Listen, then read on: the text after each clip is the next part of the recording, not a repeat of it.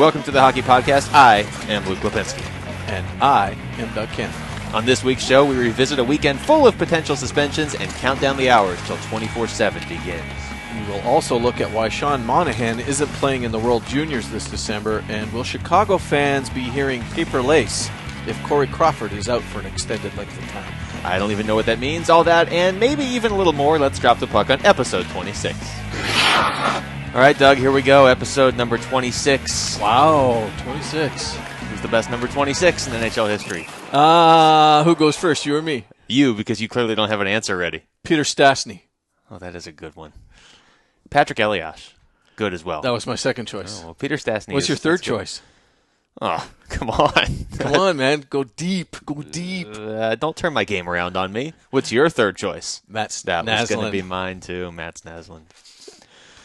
All right. Now that we've got that out of the way, this is episode 26 alongside... Can I call you DC? 26 episodes in, I feel like I should be able to You call can call you me DC. A lot of people call me DC. Right, it saves some time on the They call me Boomer, too. Oh, well, I'm not even going to ask. I am Luke Lipinski. You cannot call me LL. And I'm in a great mood. Yeah, see, this doesn't roll. It doesn't. No, everybody calls me DC. I'm in a good mood, possibly because I haven't slept in a couple days, but I feel like we're going to put me in a bad mood with what we're about to talk about. Yeah, it's kind of a somber topic to start our podcast with, but it's in the news, and I don't know how you can avoid not talking about it. That was like a triple negative. Oh, but I'm good. That's as long as you understand what you're saying. I'll go back and listen to this later. We have to, I guess, we have to touch on the Bruins-Penguins game over the weekend. So this was Saturday night. Everything's a blur. And I guess everybody's pretty much suspended or hurt. Is that just the way we want to do it? There's a lot of banged-up characters out of that game. And then for those that are counting the care, the Bruins won the game 3-2. Yeah, and we looked. It's their final meeting this season. So the good thing about this is nothing is going to carry over. So let's just break down the game. Well, good depending on how you look at it. If you just don't care about people and you just want entertainment, then it's a missed opportunity. Well, I think it's good because it's not... Okay, I got to hold that thought because we got to set up what we're talking about. So a lot of ugly things kind of happened in this game. All right, so Bruins Penguins. Let's start out with the early one. Louis Eriksson got hit by Brooks Orpik. Yeah, and I will double check. I don't believe there's a penalty on the play. There's no thought that could be a suspension or anything. It's a clean hit, but it's ugly. It was an ugly hit, and apparently Louis Eriksson left with a concussion. Yeah, it's getting to the point now where there are certain players in the league, and Louis Eriksson's one of them, that when you see him get hit, you kind of wince because you know the history there. This is not his first concussion, and he's not a dirty player at all. Well, and then, the reason I bring that up is because it sets up everything else that happened in that game. Because later in the game, Sidney Crosby trips Brad Marchand. Well, actually, before we even get to that. Okay. So Brooks Orpik delivers the hit on Louis Eriksson. It's a clean hit. Brooks Orpik is a big guy. Like I said, you hate to see Louis Eriksson, of all people, get hit like that because you kind of figure what's going to be the result of it. So then Sean Thornton tries to fight him, and Orpik has no interest in it. Not interested. So, that happens. It's not like it was a cheap shot. I understand. This is the point of the conversation, and I'm pretty sure this is going to be the last point of any conversation ever, where I understand what Sean Thornton is thinking.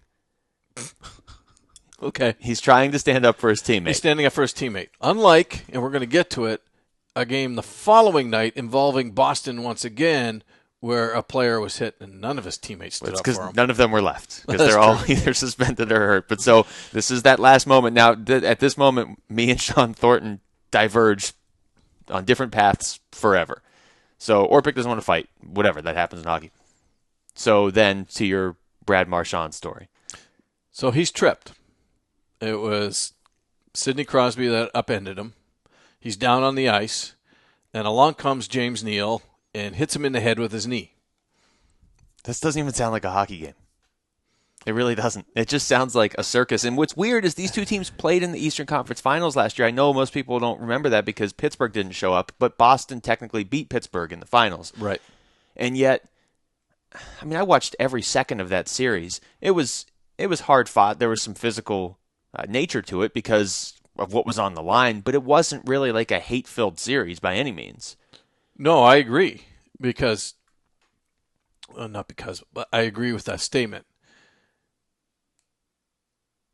Brad Marchand's one of those guys that if you've played against him, you don't like him because that's just who he is. He's a talented player, but he's just a complete pest, which is what he wants to But be. the funny thing about that play when it happened, though, when James Neal skates by and hits him, there's something else going on at the other end of the ice. Well, hold on. So we have to stay with Neal for a second because he got Okay. he got a 5-game suspension. 5 games. Which one of my pet peeves in all of sports, but particularly in hockey because that's the one I care the most about, is when you're talking to somebody about a suspension or whether it's a suspendable offense or whatever, or whether discipline should be taken, and they let the fact that they're a fan of one team dictate their opinion entirely. Mm-hmm.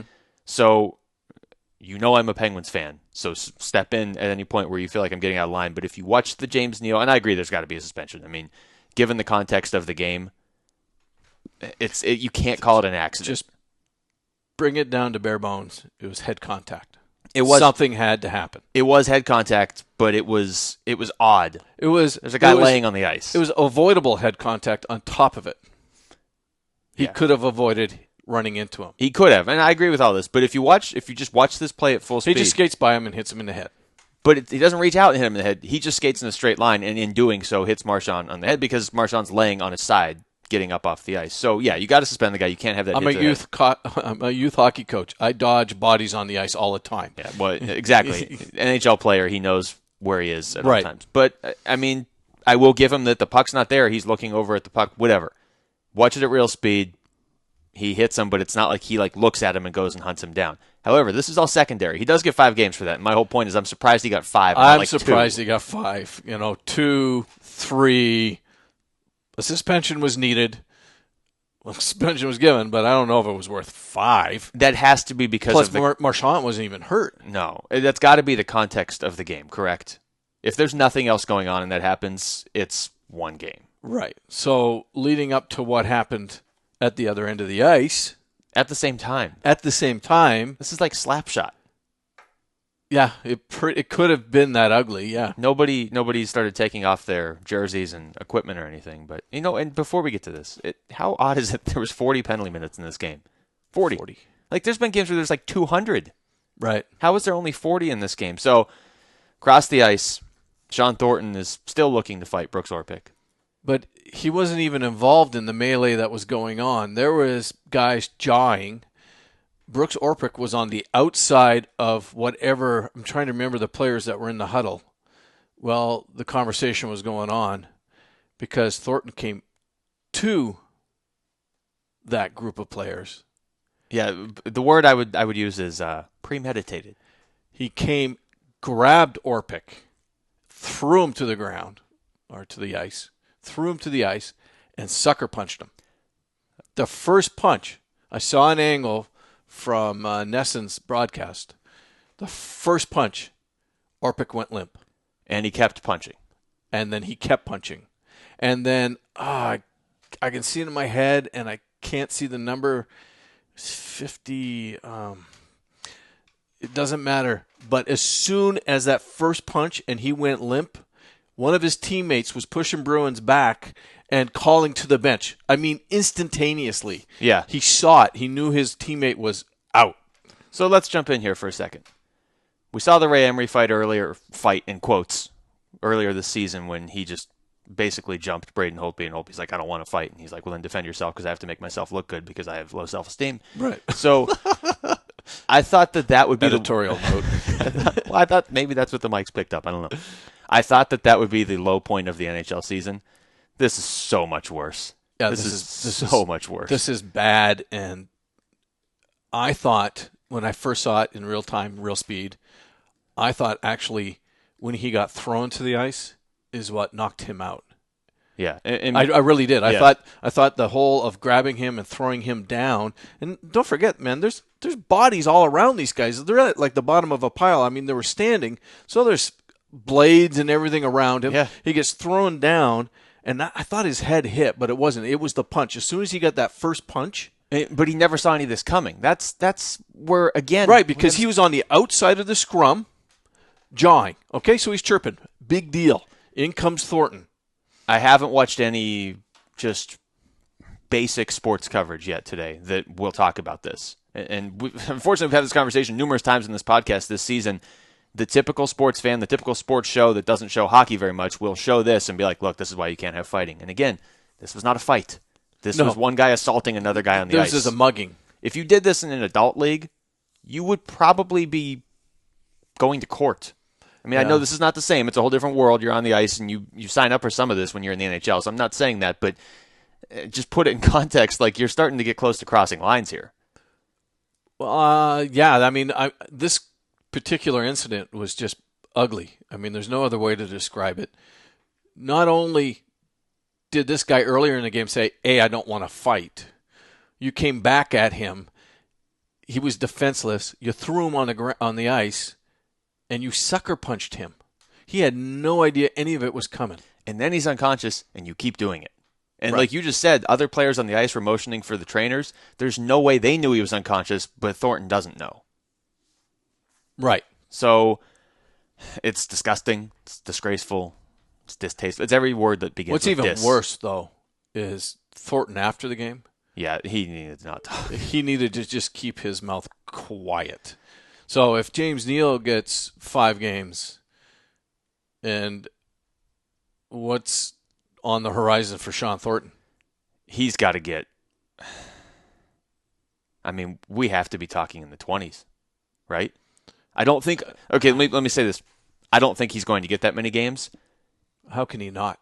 Well, I didn't expect Neal to get 5, and so if you're going to use the context of the game to kind of bump his numbers up, I don't know. I mean, Thornton, this makes the league look bad. And what does a third man in carry?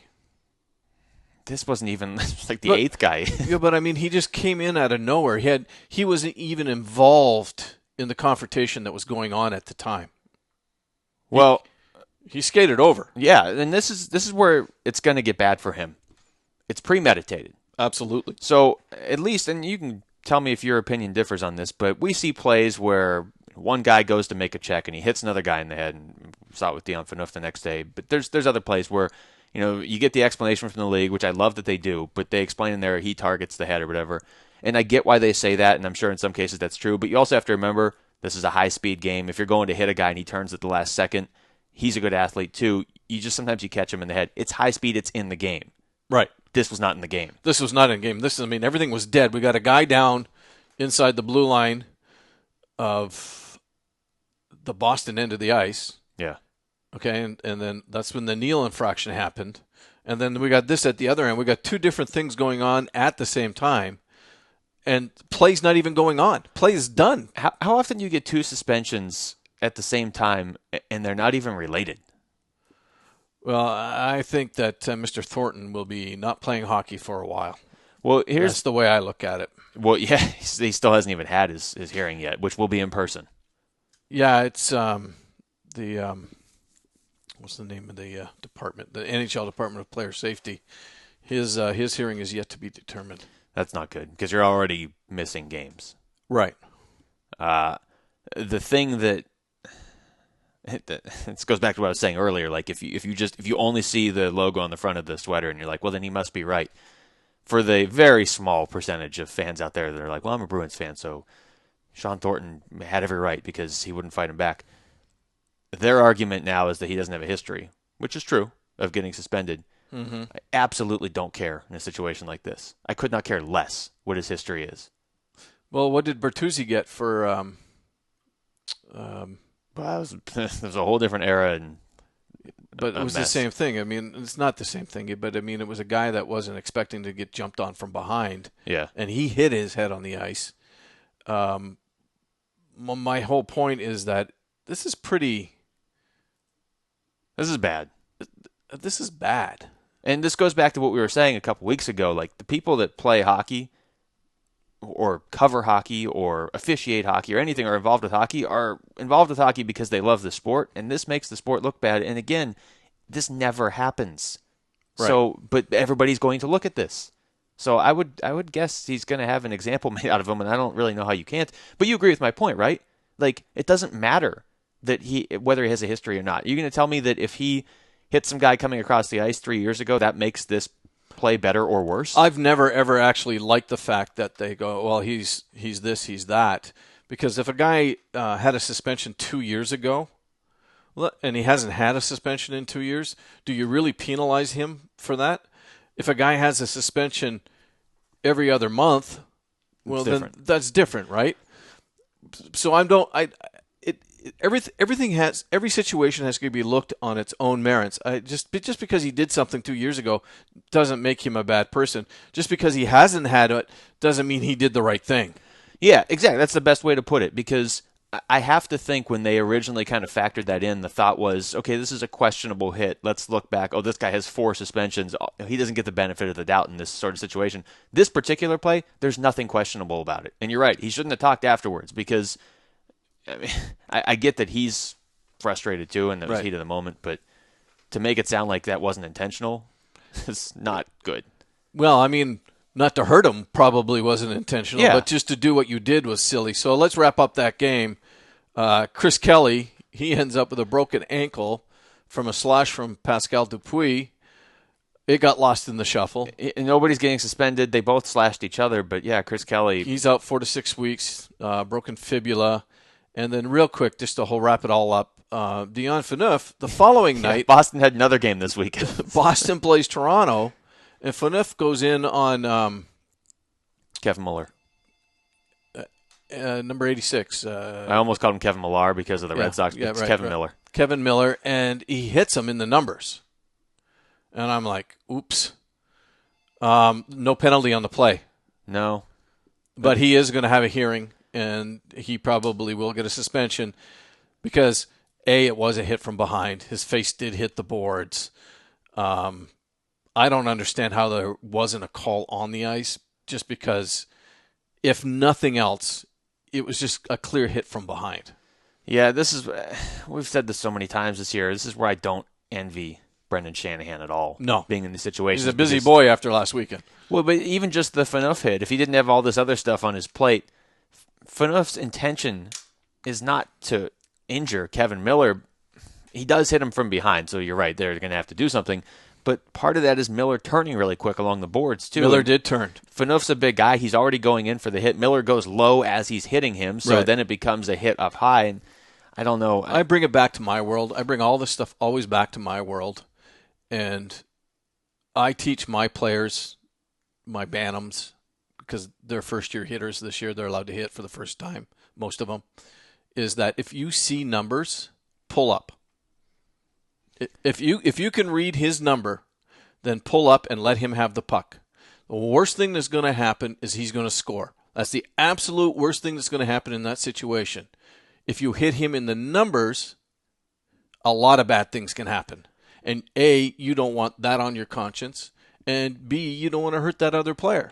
I agree with everything you're saying, but good luck telling that to Dion Phaneuf in the middle of an NHL game against the team that took them out in the playoffs last year when there's money and contracts and everything on the line. All I hope for is that every other youth coach is teaching the same way. I agree, because at youth hockey, that is 100% what should be told. And if it's a talented youth player that happens to make it through the ranks, then when he does get to the NHL, maybe he will pull up, because it's got to start down at the grassroots to be able to get to the top, or else the culture's never going to change. And we say it all the time. These players are getting bigger, faster, and stronger, and it's only going to get more towards that than it is the other way. There's only so much that they can do. I mean, there's going to be injuries, right. But some of the stuff we saw this weekend was avoidable, and that's why I think the league's The going to come Thornton down thing hard. was totally avoidable. It never even had to happen. So now Orpik's out, and we don't know how long he's out for. Yeah, he's on IR. I mean, we didn't even talk about the impact on a team that's getting short on defensemen, but that's kind of secondary, because I think really the story here is I just think at some point the NHL is going to get fed up, and they're going to say, look, we're trying to police these hits that are partially unavoidable, and you're going to come along and do this? Like, it's just not going to be tolerated. And I'm going to bring this full circle when we talk about it again in the last segment, because it will come full circle. Oh, foreshadowing. Uh-huh. Look at that. There you go. Podcast is like a movie now. You're tuned into the Hockey Podcast. Follow us on Twitter at Hockey Podcast for even more hockey news. Hashtag do it. All right, we are back. Segment 2. Going to shift away from the ugliness of segment 1, which, let me just wrap this up with this. Penguins and Bruins, both very classy organizations. I'm surprised it came to that between those two teams. Yeah, but Toronto gets to see Boston 2 more times. Yeah, January 14th, which is not that far from now, and April 3rd. Although I don't know if there's going to be so much hatred in that series. Although, I mean, you know this is a Maple Leafs fan. You go back to last year, there's still some There's a 2-minute window that I remember. some unfinished business for the Maple Leafs.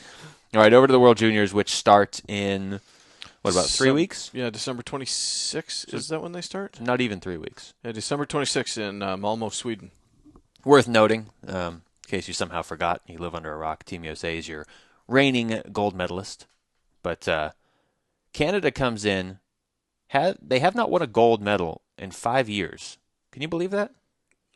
I find that very hard to believe. I know it's true because, I mean, I watch this every year, but they have to be the favorite again, as they should be. But you look at their roster, and 2 names really stand out to me, and I guess the actual finalized rosters haven't been set.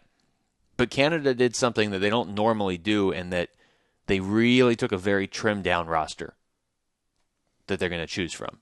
So instead of having 40, 45 players they're going to choose from, they basically have their team, and they're going to have to, get rid of 2 or 3 guys maybe? They already have their 2 goalies set.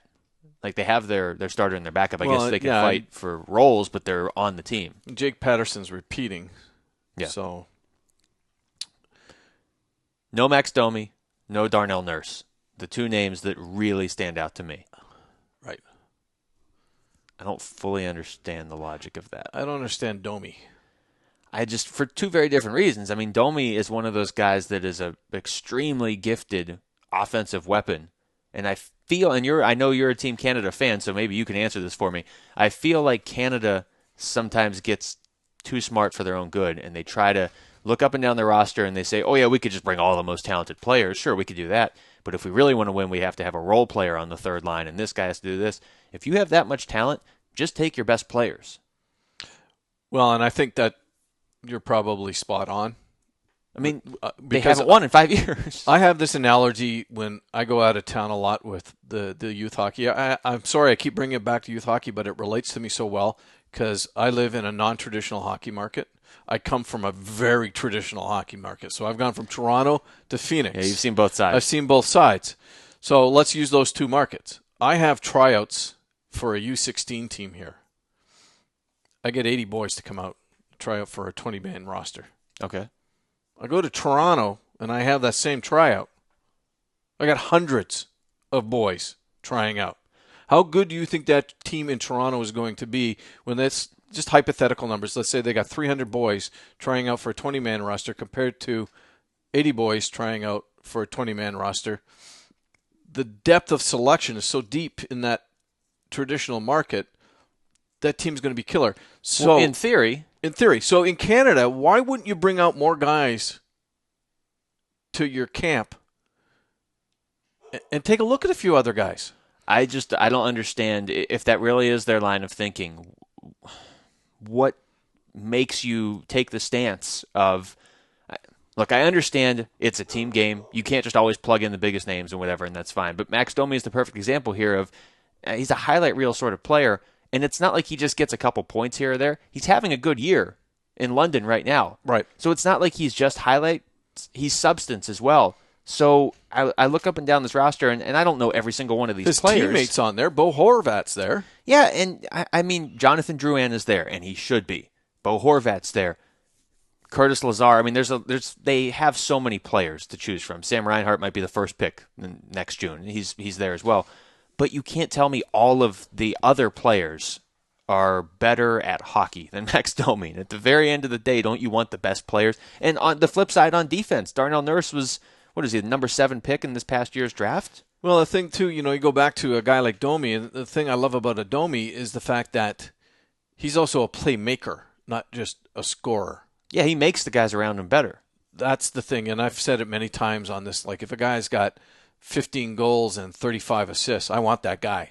He got a long look in NHL training camp this year, and you tell me he's not good enough to play on the World Junior team, to not even get invited to the selection camp.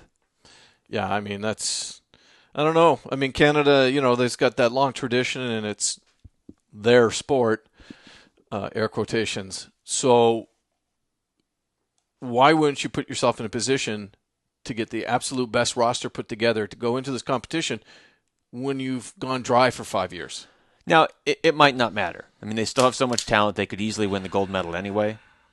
But they set themselves up where if they don't win gold, they're going to be second-guessed by the fans north of the border. They did, and those are the two They're names. already being second-guessed. Well, and in fairness, they're always going to be second-guessed if they don't win. They could have taken the most perfect team. If they don't win the gold, they're going to be second-guessed. But already there's so many names being brought up by fans, and those are the two most prominent. And Sean Monahan's not going to be on the roster. That's not their fault. That's not their fault, but I think he should be. Well, I think that the Calgary Flames are making a mistake. you want me to get the soapbox for you? Well, I look, when you get an opportunity as a player to play for your country, how many times does it come? Less and less once you get to the NHL if they're not going to the Olympics anymore. But if they bring back the World Cup, you're still going to play for your true. country, right? Yeah. But I think as a young player, I would love at the age of 19 to be able to put on that nation's jersey and be able to play for my team. He's only going to miss 4 games. If he plays and they go and Canada wins the whole thing, he misses 4. If Canada went all the way to the gold medal, he would miss 4 games. If he's playing on Chicago's roster, you might be able to convince me. But I still think he should be able to play. And let me just make sure I'm drawing the connection here between the Chicago is contending for a Stanley Cup, and based on your last few sentences, I'm guessing you're implying Calgary isn't? They have 26 points. Which is actually better than I think a lot of people thought they'd be doing right now. But yeah, 26 points has them second to last in the And Western Monahan Conference. isn't tearing it up. He's out hurt right now, and B, before he went out hurt, he hadn't really scored in his last 10 or 11 games. Well, okay, let me play devil's advocate here for you. He had 11 points in his first 13 games, Okay. and that was when they had to decide. And he had do we keep 15 in 24. Yeah, so do the math on the fly here. So he's got 4 in his last 11 games. On Calgary, he's still one of their more prominent goal scorers. He is the future of that team. He was the 6th overall pick this past summer. I'm not saying he's not. So, yeah, 6th overall pick this past summer. So I can see where the Flames are coming from of if you send him to the World Juniors and he breaks his foot again, then how are you going to explain that to your fans? I guess fortunately for Calgary, they're in Canada, so you can say, I was putting him on your national team. If he was on the Florida Panthers and they said that, we let him play for Team Canada and he got hurt, it would look a little bit worse. But I can at least see where they're coming from. You don't want him to get hurt. But there's only so much you can protect your guys. You can't protect him in the NHL when he comes back in those 4 games that they're playing. So I just... That show's even worse if he gets hurt in one of those 4 games playing for Calgary. Right. And who are they playing? Let's see. Well, I didn't do that much research. Come on. Let's see. They're playing the Oilers, the Canucks. Well, that's why. They're the playing Flyers, and the Lightning. I don't think that him missing those 4 games is that big a deal. Let the kid play in the juniors. Let him play for his country. I'd be interested to hear what he has to say, and we're not going to hear that, obviously. I haven't seen any quotes from him. I've seen quotes from Jay Feaster, the general manager, but I have not seen quotes from Sean himself. And this could all be moot. I mean, he does have a fractured foot right now, so he might not even be able to And I play. haven't seen a timeline for his return, so yeah, it could be mute. And then we go to good old US of A, where nobody is set right now. Well, the defending champs bringing some players back. I mean, some of these names I definitely remember from last year, but for Team USA, the main name that's not there is Seth Jones, and makes sense why, but he was a major reason why they won it last year. So some big names there. Henrik Samuelsson, somebody that you and I are I'd going let to be Seth watching. play too. Well, I would. That team is strong enough not to miss him for 4 games. But they have you have so much money tied up in these guys. I understand that. I really do. But And for him, it's just such an honor to put on your country's jersey. Well, let him go after the game and just wear his country's jersey out to talk to the media and explain to them why he's staying in Nashville and not playing for Team USA. Oh, man, I was going to say something. I'm glad I put the filter on. Yeah. So that'll be in the outtakes. I can't wait. He's won a gold medal before. So, okay, he's been there. I get it. I don't know. I still think you should let him play. I would like to hear from the players. And we should go back to Canada real quick and mention that Jonathan Drouin, who's probably the most dynamic player in this whole tournament, is dealing with concussion-like symptoms from a hit he took on Friday in the QMJHL. So we don't even know if he's going to play. True. But we do know one guy that'll be playing, and we're close to it because he was drafted by the Phoenix Coyotes, Henrik Samuelsson. Yeah, which will be fun. Which would be fun to watch him play and do well over there. Bloodlines, of course, with Ulf Samuelsson, his dad, winning Stanley Cups and a long career in the NHL. Now a coach with the Rangers. So there you go. I look forward to the World Juniors, and I just want to see all the best players there. I really do. It's a selfish thing for me. Yeah, very much so. And let them play. I remember watching this last year and just being I watch it every year, but being so hungry for hockey last year because there wasn't NHL. Oh, that's right. Yeah. It was a big deal last year. Yeah, getting up at like 3 a.m. to watch the U.S. play Latvia. That's why your TV has a record button, buddy. That. Yeah, but somebody will ruin it for me. That's true. So there you go. Everybody always ruins everything. You're listening to the Hockey Podcast. Feel free to email comments or questions to the show at our email address, thehockeypodcast@gmail.com. Final segment, news and notes.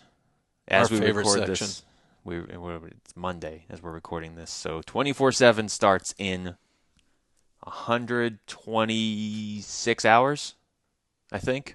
Doing the math on the fly in my head. 5 days, really? 24 hours, yeah. I just set my DVR to record it before I drove over here. I don't know if that's accurate. I feel like it's accurate. Close enough to accurate. And here's how you know it's accurate. The people listening don't know exactly when we're recording this. So You we'll just told assume. them. We'll just know it's Monday. We don't know It's what hour. 336 hours. 336. What sort of world do you live in? 336 hours is like 2 years from now. It's not 336 hours. Don't listen to him. You'll miss the entire series if you listen to him. And that, of course, means the Winter Classic is coming up on January 1st. 120 hours. That's what I said. You said 126. Because we're recording this in the afternoon Okay. and it airs at night. You're just proving my point to me that I'm 100% right. I actually was sort of doubting myself.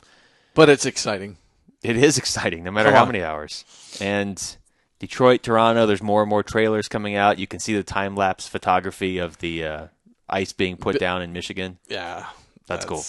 I mean, and we've talked about how exciting that 24/7, or what it means to you and what it means to me and what it means to my boys. I mean, I haven't even checked the recorder, but I'm sure it's set. Oh, come on. With my boys, I know it's set. So there'll be a bowl of popcorn Saturday night at my house. Such a great show for After I get HBO. home from work, that is. Oh, yeah. Got to watch some hockey that night before hockey.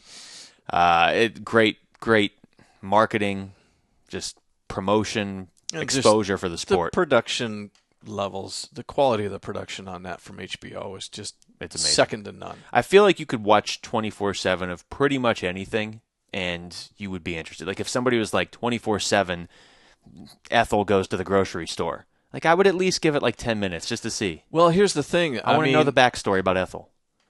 I was involved with the NFL for a very long time. So when Hard Knocks came out for the first season of Hard Knocks, Equally amazing. dude, I would sit there like a vegetable, and I'd have drool just pouring out my mouth because my mouth would drop, and I would just sit there and watch it over and over and over again. But just because it was so, you were seeing things and hearing things that we weren't privy to before. And then when they said, "Oh, we're going to do the same thing for hockey," and I went, "What?" Yeah, that's just more droll for you. I'm just like, whoa. Plug in the IV. I'm not moving. I love how you turn into a cartoon character when you get excited. Yeah, it's. Ruh-roh. I feel like they could do this, and they do it for other sports, but I feel like they could do it for pretty much anything. And then when you combine the fact that it's for hockey, I know a lot of people that don't follow hockey, and I don't know why I still talk to them, but I do. And they still watch 24/7 just because of what it is and because it's done so well. So, you all right over there? Yeah, I Okay. almost Joked. That's not good. What else we got for Chicago you? news. News and notes. Yeah, well, Corey Crawford is hurt, and I guess this could end up being a minor thing. What's his timeline? Well, he's not traveling to Dallas for Tuesday's game. How's that? Lower body injury. The only reason this is a big deal, I mean, there's a lot of injuries. Vinny Lecavalier is out for 4 weeks at least. But his backup's not available. Yeah, that's why Nikolai Habibulin is on IR. So all of a sudden, if Crawford is out for any period of time, Chicago's rolling with Kent Simpson and Antti Ranta. Well, Anti's had some time. Well, Chicago, let's be honest, they had Antti Niemi too. They have a pipeline to the Antis of the world. And so they've had success there But do before. they have pipeline to the pasta? Wow, that just sounds delicious and amazing. Antti. Wow.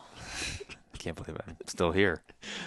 The Italian boy, you didn't even make the connection. No, Come on, man. man. And I like candy pasta too, but now I'll never be able to eat it the same way because of that awful joke. The reason this is potentially a big deal is Chicago scores 4 or 5 goals a night. It doesn't even matter. But, Kent Simpson, 21 years old, a 3.38 goals against average at the AHL level this year. So if this is lengthy and he's pressed into duty, you got some question marks in goal. And Chicago is in that position where you're trying to defend a Stanley Cup championship, which I really think is defending the Super Bowl might be harder. Well, but those are the two hardest things to do in sports. In the conference, they've got Anaheim and San Jose and St. Louis breathing down their neck. But yeah, they got everybody. Okay, so, and I'm only talking, a point here and a point there. I'm not talking like a big gap. So if Crawford's out for an extended period of time and you're relying on a Kent Simpson for an extended period of time, that gap could either be shut down or you're pushed down. Yeah. Because this conference, the Western Conference, is so tight. It only takes a couple of losses and you find yourself looking up the ladder instead of down the ladder. Yeah, and I mean, I don't think Chicago's in a whole lot of danger in that respect because of what we said at the start of the year. They are in danger of dropping down the ladder. That's absolutely true. But the way the playoffs are set up now, if you're in the Central Division, if you're first, you're playing one of the wild cards. If you're second, you're playing third place in your division. And the Central Division, while it has been excellent this season, I still think allows the Blackhawks the easiest path to make another deep run out of all the really good teams. Now, that has changed because Pittsburgh's in the Metropolitan and the fourth place team there has, 15 wins on the year. So it's a little bit different now, but it's interesting to watch. Well, with that theory, Chicago would be playing Colorado. Yeah, and that wouldn't be easy. That wouldn't be easy. And if you drop down, you're in danger of playing St. Louis in round one. So which isn't as easy as it looks either. There's not going to be any easy games.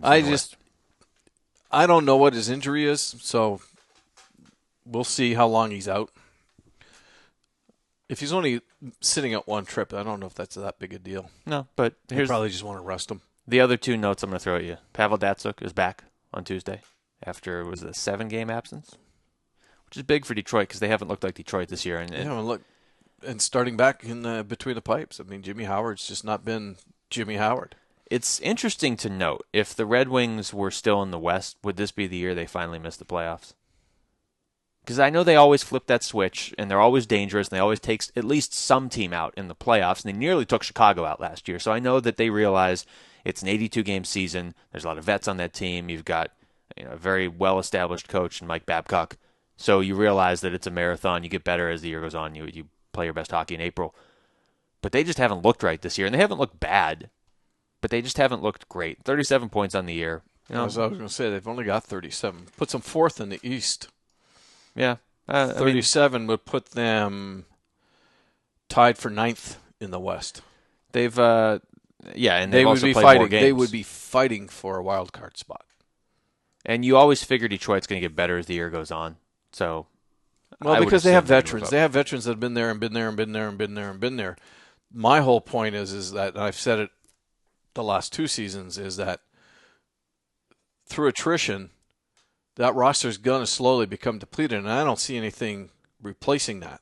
Well, Datsuk's been hurt. Zetterberg is hurt for at least the next couple of weeks. So we'll see. We'll see how the young guys or younger guys step up for Detroit. Jimmy Howard has to step up. Well, he has to do something. Yeah, I'm not even going to get into that. I don't know what happened to him. I thought we're talking about a guy that might have been the number 2 goalie for Team USA in the Olympics. Mm-hmm. And feasibly, if Jonathan Quick were still hurt, he might be number 1. He's not even number 1 in Detroit right now. Mm-mm. Last note from me. I don't know if you have any more. Jaromir Jagr says Martin Brodeur could play another 3 to 4 years. Which is just funny because Jagr's 75 years old, and he thinks that Brodeur should play till he's 75 years old. I think Brodeur could play for another 3 years. I think he could. I don't think he will, but I think he can. I don't think he will because he's accomplished pretty much everything you can. Right. And at some point, he's so tied to that organization. They have Corey Schneider. They're going to want him to play more and more. And so if you're Martin Brodeur, you're going to go play wherever, in Carolina. Listen, man, all he's got to do is unstrap those pads, hang up his helmet, and he's got a shirt and tie, and he's in the front office. And he's helping the club that way. And I think he could. I think he could really help the club. Yeah, he's been there his whole career. I just don't want to see him leave. No, I don't want to see him leave the game. I mean, those guys are special that have lasted that long and have performed at the level that he performs at, season in and season out. There's not too many of those guys around. You know, guys like a Ray Whitney don't get the credit that they deserve. If you look at Ray Whitney's career, consistency from beginning to today. I mean, he's the same guy he brings it every single year. Those are the guys that you want to keep around the game because those are the guys that make a difference. And then last thing I want to end on and bring it full circle like I said I would is the NHLPA's lawsuit against the league regarding concussions. Yeah, the one thing I read in this, I read one very specific part that said, it was talking about how the league now needs to essentially get rid of fighting. Can I take issue with that? Because I don't necessarily think a lot of these concussions come from fights. I really don't. And I think the league now, and it's tough when you're talking about something that's been going on for years and years and years, but I think the league right now is doing about everything they can to prevent concussions. Yeah, and I had listened to somebody on the league side say that they're going to hunker down on this. They're not going to roll over because they are doing as much as they can. They're clamping down on the penalties to make sure players don't do it again. They're levying some pretty heavy financial and game suspensions on players that are harming other players. The equipment, they're even, I still haven't seen the final results of that OHL study on changing the shoulder pads because like right now the shoulder pads are like metal and they want to make them softer. Yeah. Because if you go into the corner and you have this hard turtle case on you and you know you're not going to get hurt. You can do whatever you want. You can do whatever you want. If I go in and I got shoulder pads to protect me, but they're not as hard as they used to, I'm going to slow down a little bit before I go in. I was talking to a gentleman the other day, and he's an old-timer, and he's like, I still think that football players should play without helmets. Well, this guy like 130 years old? No, but his point is that if my head's not protected, I'm not going to come in head first on you. That's true. You know who this guy is? I bet this is that guy who plays in the rec leagues he's the old school guy that his shoulder pads are like made out of paper and they were put together in 1960. But there's a little bit, I remember 20 plus years ago, I listened to a study from a sports medicine doctor, and they called it, and he was a sports psychologist, these little kids, they were afraid of all the gear they were wearing, helmet, neck guards, elbow, wrist guards, making sure the gloves covered the wrist for slashing, knee pads, kidney pads, everything, right? They call it the Superman syndrome.